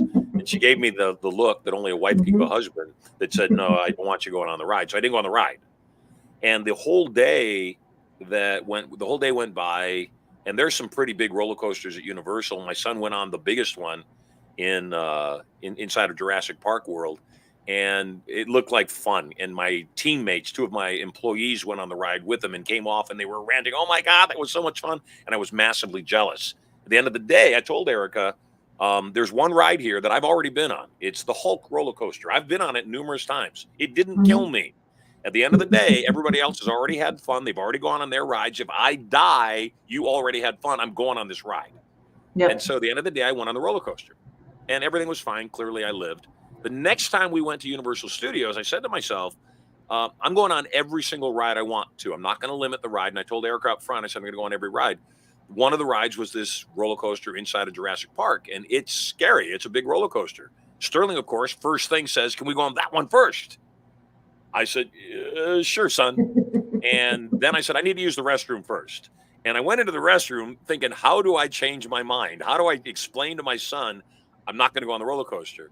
And while I was in the bathroom, I realized that I may never get a chance to go on that roller coaster with him again. And so I said, I'm Hmm. going on the roller coaster. But here's the point. When I came out and I stood there to get ready to go on the roller coaster, I looked at the line and all I could do was look for people that were fatter, older, and less healthy than me that went on the Mhm. roller coaster and lived. And Yeah. that validation got me on the roller coaster. So one of Yeah. the things that I will encourage you to do and coach you to do to assist you in getting that done is I want you to spend today kind of Googling, kind of maybe even create a Facebook group, might be something fun for people that want to or have climbed Mount Rainier, Mhm. and create that group, because what you're going to do is you're going to have plenty of people, Heather. I know you. Oh, yeah. I know how healthy you are. I know how thorough you are in anything you go to do, including your real estate investing career. That once you start seeing all the people that have climbed Mount Rainier successfully that are not as healthy as you, your brain's going to instantly say, "This is done." And Yeah. so now it's not a matter of survival that gets you fit, makes you take, the weight off, gets you Mhm. conditioned to be able to do it. It's a matter of you saying, "No, I want to make it as easy as I can. Mhm. I'm Absolutely. positive I'm going to make the climb. That's a given. That's Yeah. done. But now I just want to make it easier on myself." Yeah. And, And I'm just shifting that weight. I'm shifting it off of my body. It's coming off my body because it's going to be in my pack. yes. So training now, I'm used to carrying the weight. It's just going to be how I carry the weight is going to be in a pack instead. So as you're training, are you carrying the pack now? Not yet. Not yet. Got I'm it. just getting used to the elevation, building all that up, and then I'll start adding some weight in the pack probably in about 2 months. Yeah. When are Yeah. you coming to Turning Point? So I've been many times. So I know. anyone who hasn't, you need to go. I first met you. I think it was right before you met Erica. So I've been in your world for a long time, and I think I've been to Turning Point like 4 or 5 times. And I want anybody who has not yet attended to know that you get so much more out of it than you ever think is possible. Because when I first met you, I didn't know about hypnosis. And I came to Turning Point because I was fascinated, absolutely fascinated. And it started shifting in me. And I started, I still listen to the recordings I have from you from back then, from Passion, Profit, and Power and Yep. Irresistible Influence. And one of the things is that I was molested for 4 years of my childhood. And I had gotten to a certain point and I felt like there's just this one little thing. So I looked into hypnosis and I went to a local hypnotherapist and she took me through 2 sessions. And since then, no emotional impact. Yep. I can remember it like a movie on the screen Yep. and it no longer stops me. And I want to thank you because it's meeting you and learning about hypnosis and the power that it has in all areas of our life that has caused such a shift for me. So I want to thank you for that. And anyone who's listening, if you have not gone, get there. Yeah. Get And there. I There's want you a back. I'd yeah. like to see you come back for one more time before Mhm. you make your ascension. Yeah. Yeah. And if you do that, I will get you on stage and do a mini session with you there, and Hmm. also give you some additional programs and suggestions to make your climb a success. One Yeah. more thing before I let you go. And by the way, schmoozing works. You're a good schmoozer. Thank you for that huge compliment and that testimonial for Turning Point. I too was molested as a kid. Hmm. When I was growing up at 7 years old, we moved from the house with no running water into a converted chicken coop. The converted chicken coop was directly behind somebody else's house, and the Hmm. neighbors weren't especially friendly. Their daughter, who was 14 years old, was very friendly to me. And at Hmm. 7 years old, she and I used to hang out in the barn and back in the abandoned stables and in the orchard. And she's the one that taught me about human sexuality at 7 years old. We would get naked Hmm. and she molested me. Yeah. And a lot of people, would take a look at that and say, are you messed up from that? And Hmm. all I can think is, I was a 7-year-old boy that just thought it was the greatest thing. And so my frame was completely different. It was a molestation by anybody's definition of the fact. She was 14, I was 7. I Yeah. don't view it that way. And so Yeah. when I work with people that have had similar experiences that maybe their frame wasn't the same, what I remind them of is that the family in front of us wasn't very smart. The family Hmm. they were slow. Every last one of them was slow. And And I don't think the 14-year-old girl was smart. I think she was 7 years old. I think that that's Mhm. why what happened because Yeah. she was 7. And you know that too. Anybody that would Mhm. abuse a child, they themselves were almost certainly abused to think that that was a normal behavior. And then Mhm. secondly, they are stuck in something that makes them think that behavior was appropriate. And so rather than let them have power over me, smarter thing to do would say, no, I'm not giving you any power. You didn't harm me. Yeah, I wish that hadn't happened, but I'm not Yeah. going to let it work against me. It's going to work for me. It's going to make me more sensitive to other people. It's going to make me more empathetic, and it's going to make me more determined to not let anybody else take away my life. Nelson Mandela was Absolutely. asked when he was released from prison, do you have any anger toward the people that imprisoned you? And he said, no, none whatsoever. Why in the world Mhm. would I let them keep me in a prison one more day? Absolutely. And Good that's stuff. how I You feel are too. loved. Yeah. You are loved. I I've been it's seeing your name grateful. pop up in Yep, the I'm here. chats over the last few days. So I'm so glad you Yeah. jumped on the air with me. You have a really Yeah. good shot. I promise you. Yeah. You have a really good shot at winning the silver bar today. You Mhm. didn't say the Yeah. secret word, so we don't have that for you. So stay Can tuned. I ask can I ask, was it like ancestry or heritage? No, but thank you for guessing because nobody's really guessing yet, and I want people to. So thank you. No, it's not Yeah, all ancestry. right. You just did 2 guesses, by the way. No extra Yep. charge. So no, it's not. And thank you for Yeah. guessing. Hey, Yeah. you're Well, loved. I'll thank you talk to you so much, soon. Stay Marshall. I will tuned see because you in I think person you may soon. win today. Okay. Take Thank you. take care. You bet. What great people we have. And yeah, she's absolutely right. You want to get to Turning Point. What's the easiest way to get to Turning Point? Get on the show. I'm going to give you 2 tickets, totally free, $6,000 worth of value, you and a guest. Or you can go to silver.com/TP and you can buy your ticket. I don't care either way. Thank you, God, that I'm in a position. I don't care either way. I just want to make sure that you get to Turning Point. So just like Heather said, she's come repeatedly. If you haven't been to Turning Point at all, make sure you do whatever you need to do and get to the event. Lots of guests lined up. That was Heather. Our next guest is, let me see, another inner circle member that I love. And I love this guy. And before I bring him on, I want to let me preface it. The gentleman you're about to chat with, Brian, is a remarkable talent. He's a world class salesperson. He sells a very cool product. He is an inner circle member, and he has a beautiful family, and more. He he made massive leaps and bounds. When he and I met, he was working in a place that I thought underutilized his amazing talents. And I told him so. And it took him a little bit to figure out exactly what his stride was, except now that he's found his stride, he has excelled. And so the point of me telling you all of this up front is sometimes we are close to where we're supposed to be. Sometimes we are very near the path, not quite on the path.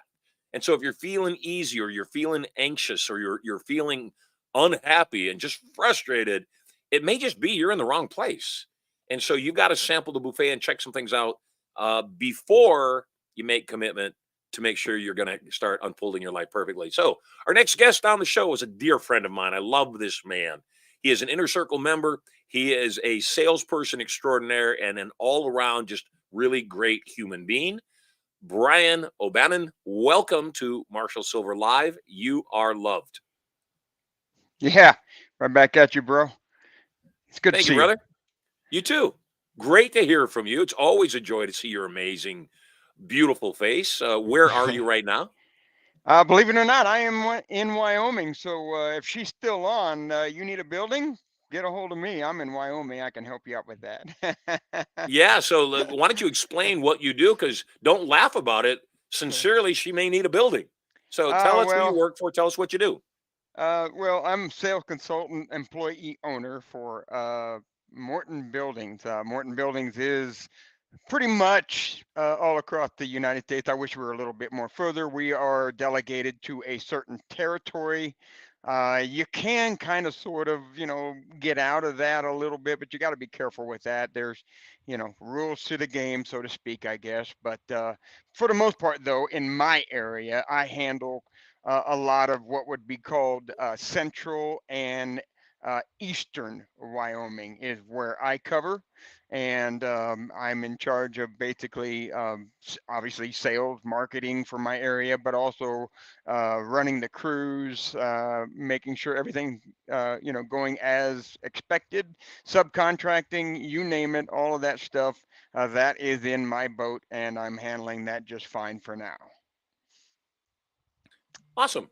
So Morton builds buildings. In fact, we chatted with you about potentially building a racquetball court for us down in Las Vegas. What are you calling in for today? First of all, I wanted to support you. I mean, I seen you were on, and coming back with this podcast and everything, and you said that hey, call in, blah blah blah. I was like, hey, yeah, you bet, I'm going to do that for Marshall. I just want to make sure that that he's supported and he feels loved and whatnot by his group who follows him, because I haven't seen you in a while, honestly. It's been too long. Yeah, I know it has. I've been, I'm not gonna lie, I've been sampling. I did kind of a small little thing with Andy Elliott group, but that was just to get me in shape. I don't know if you noticed, but I'm slimmed down, and Yeah, you look great, man. I'm turning 50 actually next Friday, and I'm in probably one of the best conditions or shape of my life currently. You were mentioning about the fasting and whatnot. I haven't eaten anything all day. This is 1 o'clock almost here, and I'm not going to do anything until this evening. So yes, I'm right there with you, man. I'm trying to lose the weight, get myself in shape, and yeah, the age is a little bit, making it to where I don't quite have the longevity, but I still push through it anyway, and get it done. I guess where my question comes from is as much as I really appreciate you putting me up there, and I am doing fine where I'm at, I still feel like I'm not done. I still feel like I got something else yet to do. And what I mean by that is I still feel like I got something to do on my own. If that makes sense. Yeah. Let me just say this though, my biggest, and it is a fear, is being a fraud. I don't want to copy somebody, okay? But at the same time, as you know, Wyoming, nobody does this kind of stuff that you do and that I would like to do here. See, I want to be the first here, and I just need to figure out a way to make that happen. That's kind of my question. What's the steps to make that happen? Yeah. I love you very much. Thank you.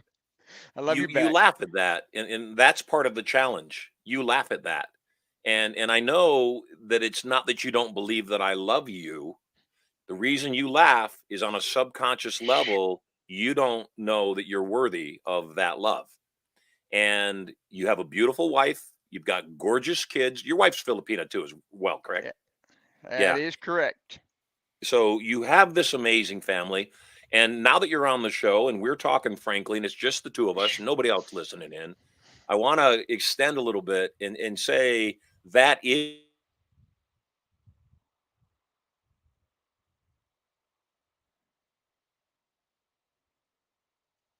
Oh no. Come on now.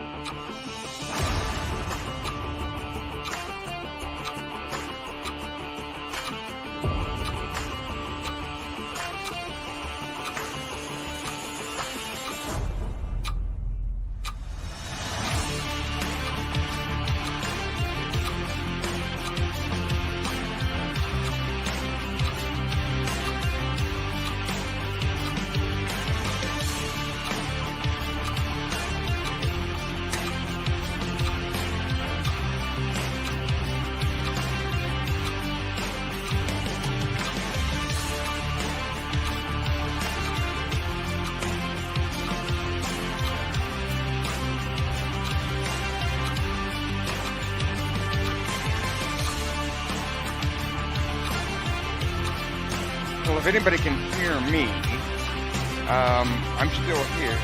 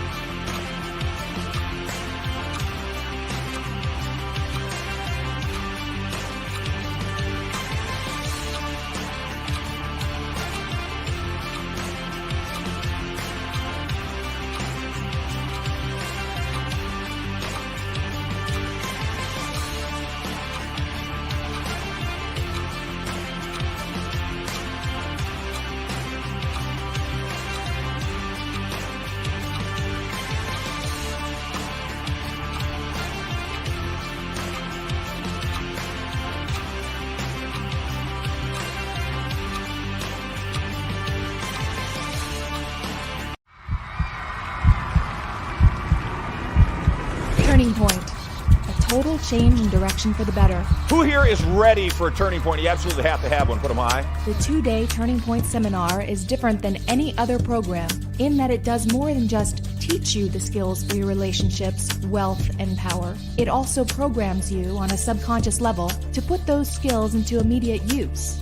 This weekend is about empowerment. This weekend is about you understanding how to take charge of your own life. You will learn total control of your thoughts and emotions, how to use PND, or psychoneural duplication, to take on the thoughts and actions of others to produce similar results.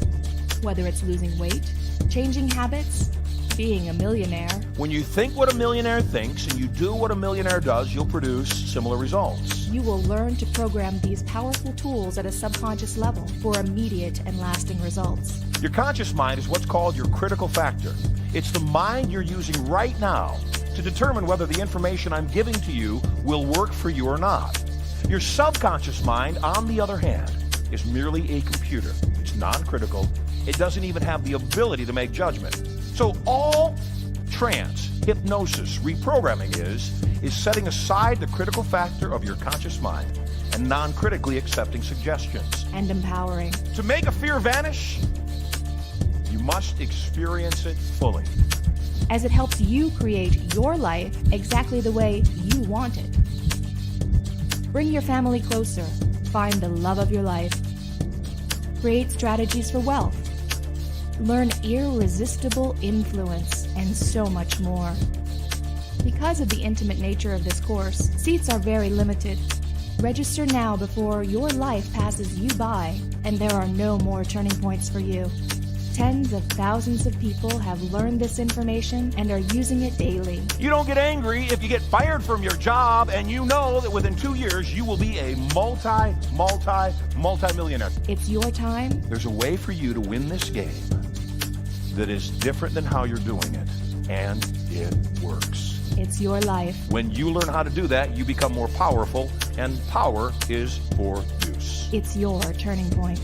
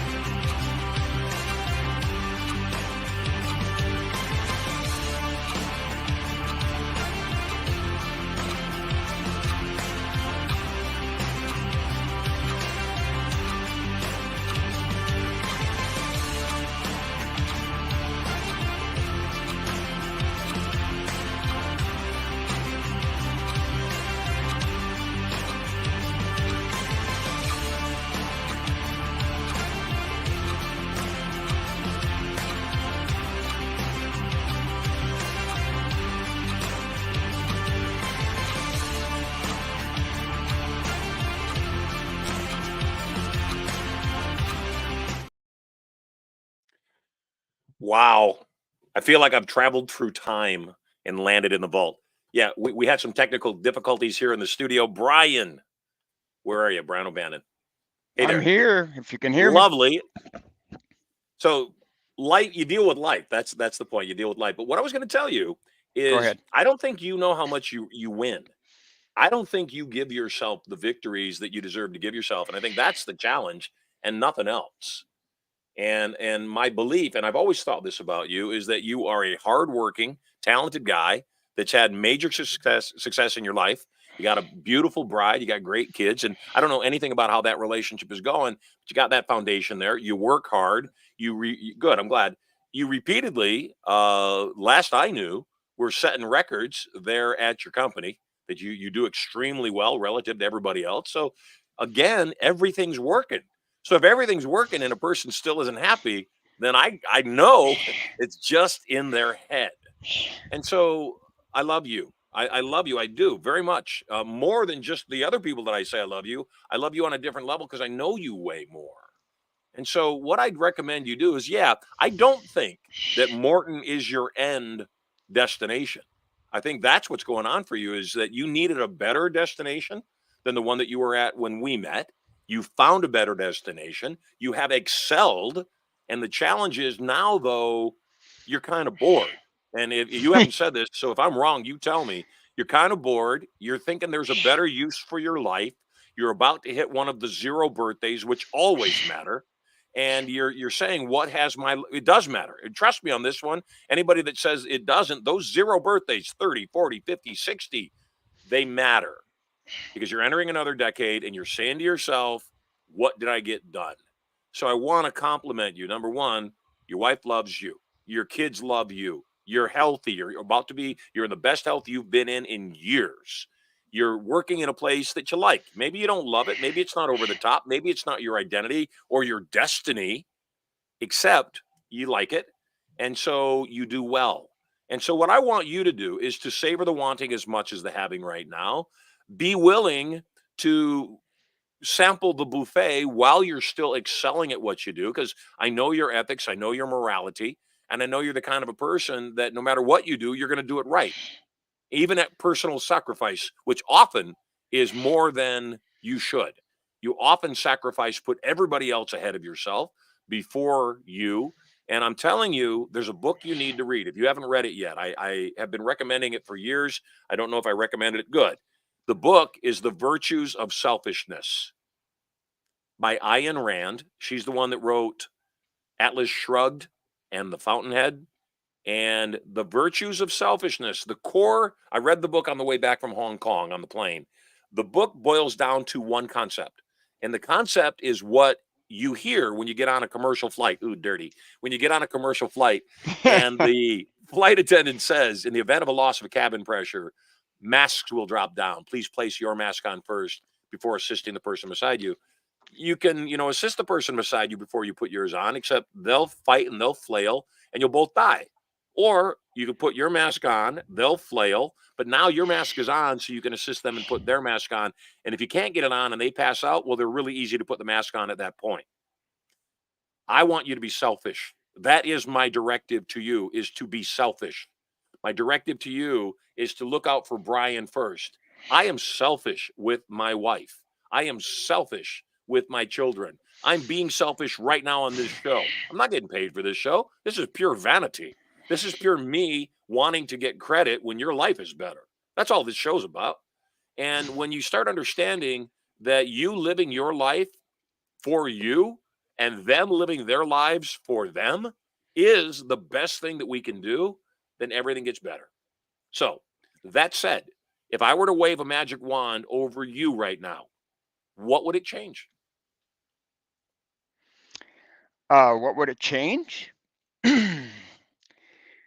Jeez, that's a good question, I guess. I mean, I'm not saying I'm not grateful for what I have now. I I don't definitely think you're am. ungrateful. I think you're very grateful. I just don't think you're satisfied. Yeah, it for me, it's I don't feel like I'm done here yet quite, but at the same time, I feel like I've got potential someplace else, and and I can do it on my own, and I mean, you look at the amount of people that you touch, the lives that you touch, right? I mean, I'm I'm sitting here with like maybe 100 people that I've touched. You've touched thousands, hundreds of thousands. That's where I want to get to. And again, I don't believe it's a selfish reason why I want to do that. I just feel like I can do better. Um, Yes. yeah, So what if I that's. told you, Brian, no matter how well you do, Hmm. that feeling will never go away? Oh Because boy. no, it just doesn't go away. And again, it comes back to you're extremely fit. And so you probably aren't hungry. You probably eat whatever you want to eat whenever you want to eat it, and you don't gain weight because that's how you're wired. I'm not wired that way. And so I've had to fall in love with a state called hunger that you Hmm. live in on a regular basis. You enjoy it. It's normal for you. It's normal for me to make millions and millions and millions of dollars. My brain has accepted that's my identity. And I would suggest, because you said it, you are an owner, you said, Hmm. employee owner of the business, which is different than just saying I'm the owner of the business, right? Okay. Yep. Yep. You're right. I mean, it's different. It's different. And you wouldn't have said it that way if it didn't matter to you. If that idea didn't matter to you of completely owning your own business. The way you said that lets me know that you've come in, you have successfully completed the tasks at hand. You are directed, you're going to be selling Morton buildings, which, by the way, are the finest buildings. And they're, what do you call the type of building they are? Post frame. Post frame building. So Yes. they are the finest in the business at that type of building, bar none. I mean, I've looked at some of these buildings that Morton puts up, and it's pennies on the dollar for construction costs and as good as anything else on the market. So why Yep. wouldn't you go that direction? They are Except it's generational buildings. Yes, they are. yes. The difference is you're really great at that and you're not satisfied because you're really great at that. And the fear inside of you says, will I be really great at the next thing I set out to do? And there's going to be a point. I'm going to break through with you in Hmm. more ways than we already have. There's going to be a point, Brian, where you start accepting that you are this exceptional human being able to produce at a substantially higher level than you are. And that's not a knock to you. It's just you didn't know that. You're a kind person. You're, if you don't mind me saying so, a bit of a country bumpkin. Y'all got that right. Thank you. So I'm not that far off. You're a bit of a country bumpkin, and you live this amazing, simple life. Except it's not you. Years ago, people would have probably said the same thing about me. You're a country bumpkin. You're a simple guy because I am a simple guy. Except I'm also a simple rich guy. In fact, I'm lazy. I am extremely lazy, and I only do what I want to do. And I think that that is the bridge we need to get you to is figure out what do you want. If money weren't the question, if I said, look, Brian, we're going to help you make money any way you want to, because I don't think you found it yet. If we're going to make money any way you want to, money's going to be there. Trust me on the money part. What would you do? Uh, More and more and more, I keep coming back to speaking. I keep coming back to the days of. I mean, like my first play that I ever did was second grade when we moved from Scottsbluff and Gearing to Bridgeport, Nebraska. Which is basically my hometown. My mom Yeah, still has that. which only supports my country bumpkin theory. Yeah, there you go. There you go. And if you really think, okay, because I was the white cowboy dressed in white, I was the good guy, yet I was the youngest actor on the whole thing, and we did it on a wagon trailer. That was the stage in the middle of a dirt arena. Okay, so you're right. We was right there in the country button place. Doesn't get more country than that. No, it don't. So anyway, but yeah, no. Every time I look back at my life and I really think of the things that I enjoyed, being on stage, whether it was through scholarships, whether it was through I actually earned, the right to be the bad guy, which I was a lot of times. I was the bad guy. I guess I play it really well, um, but it don't matter. I had a blast. I always had fun.